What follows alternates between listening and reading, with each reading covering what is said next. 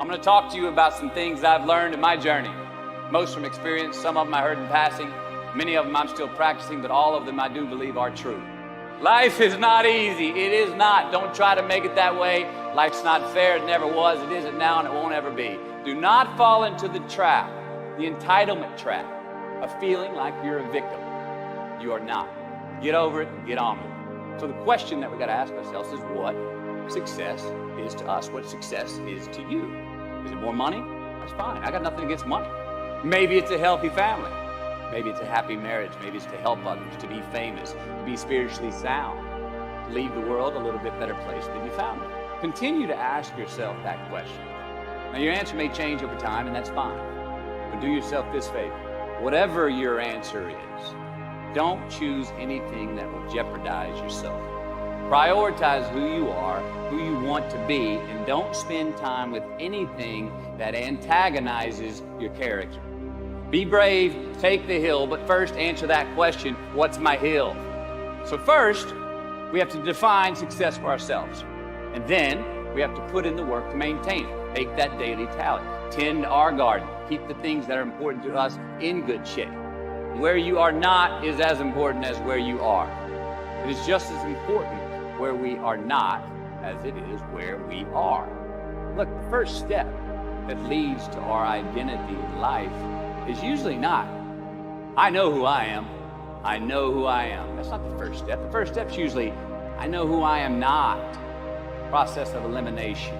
Defining ourselves by what we are not is the first step that leads us to really knowing who we are.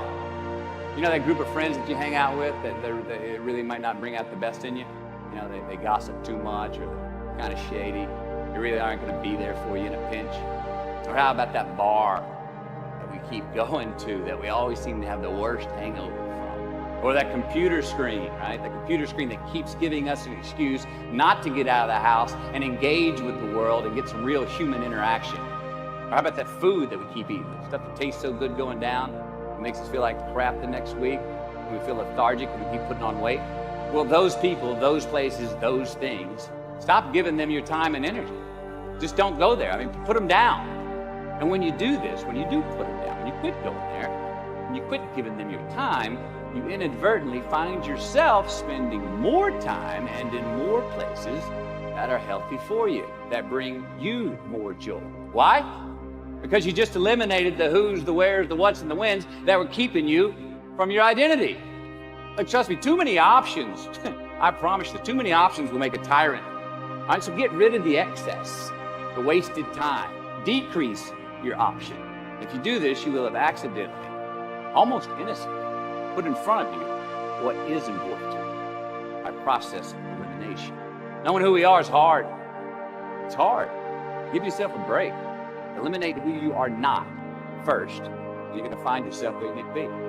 Instead of creating outcomes that take from us, let's create more outcomes that pay us back, fill us up, keep your fire lit, turn you on for the most amount of time in your future.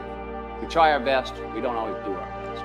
Well, architecture is a verb as well. And since we are the architect of our own lives, let's study the habits, the practices, the routines that we have that lead to and feed our success, our joy, our honest pain, our laughter, our earned tears. Let's dissect that and give thanks for those things. And when we do that, guess what happens? We get better at them, and we have more to dissect. Be discerning. Choose it because you want it. Do it because you want to. We're going to make mistakes. You got to own them. Then you got to make amends. And then you got to move on. Guilt and regret kills many a man before their time. So turn the page. Get off the ride. You are the author of the book of your life.